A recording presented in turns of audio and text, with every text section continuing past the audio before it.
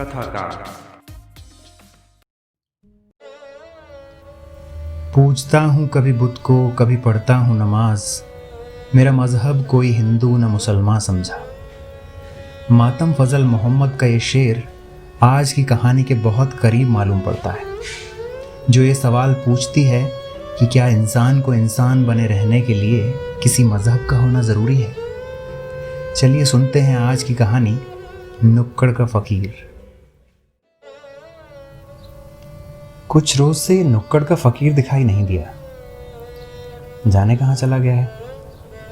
वैसे पहले मुझे कोई फ़र्क नहीं पड़ता था कि वो है भी या नहीं। भला हमारी ज़िंदगी में तकलीफ़ें कम हैं जो हम किसी और का पूछने चलें।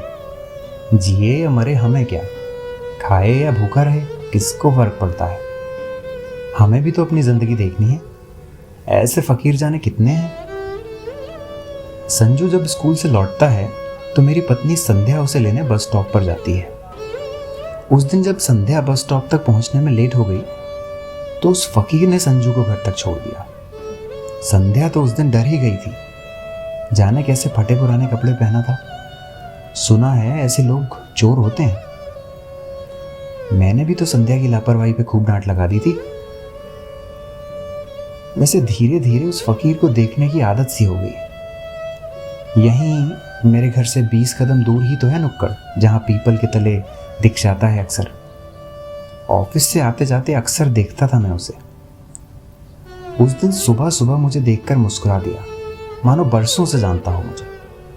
थोड़ा अजीब लगा था मुझे, पर दफ्तर में वो दिन अच्छा बीता। पूरे दिन उसका हंसता हुआ चेहरा ही ध्यान आता रहा। शाम को लौटते हुए उसे देखकर मैं भी मुस्कुरा दिया था। भला मानस था बेचारा। ऐसा सिर्फ मैं नहीं कहता, सब कहने लगे थे। शाम को कभी कभी कुरान की आयतें गुनगुनाता तो कभी रामचरितमानस का पाठ करने लगता। ऐसे मौक़ों पर उसके इर्द गिर्द भीड़ लग जाती थी। इस भीड़ में कुछ बच्चे होते और कुछ होते मजहब के जानकार, पर वो बस गुनगुनाता रहता। वैसे हमारे मोहल्ले वाले भी कम दिलदार नहीं हैं। वो चतुर्वेदी जी, वो हिंदू सभा वाले, उन्होंने तो उसको तन ढकने के लिए केसरी कपड़ा भी दिया था। बस एक छोटी सी शर्त रख दी थी कि अब से वो सिर्फ रामचरितमानस का ही पाठ करेगा। 2 दिन बाद वो पड़ोस के मोहल्ले से मौलाना साहब भी देखने चले आए।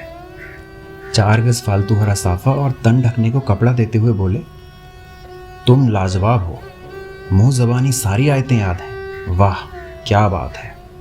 आज से तुम्हारे रहने और खाने का खर्च हमारा, बस कुरान दोहराते रहना।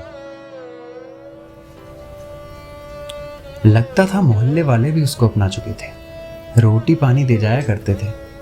मैं भी संजू के साथ जाके कभी एक आधा फल दे आया करता था। बड़े प्यार से हाथ फेर देता था संजू के सर पे।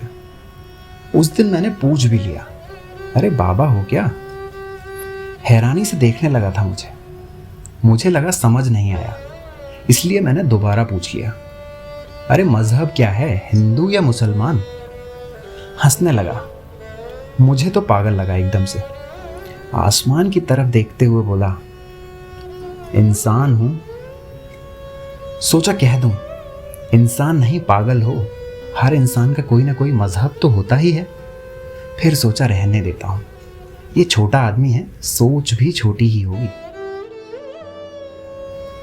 पर ये पिछले हफ्ते से माहौल थोड़ा खराब सा हो गया है। कुछ दंगों जैसी खबरें भी आ रही हैं। मीडिया में भी हर वक्त यही चलता रहता है। उस दिन मोहल्ले के इसी नुक्कड़ पे बहस भी हो गई थी 2 गुटों में। वो तो भला हो फकीर का, जो हाथ जोड़ के बीच बचाव करने लगा था, पर अब भी माहौल नाजुक है। तभी तो वो हिंदू सभा वाले धमका गए थे फकीर को, रामचरित के अलावा कुछ दोहराया तो हर्जाना भुगतना पड़ेगा। कोई तो ये भी कह रहा था कि वो पड़ोसी मोहल्ले के कुछ लोग आए थे मौलाना साहब के साथ, साफा छीन के ले गए। कहा मजहब गंदा कर दिया। 2 थप्पड़ भी मारे और जाते जाते कह गए, देख लेंगे तुझे तो। उसी दिन से जाने कहाँ गायब है। चला गया होगा कहीं, या फिर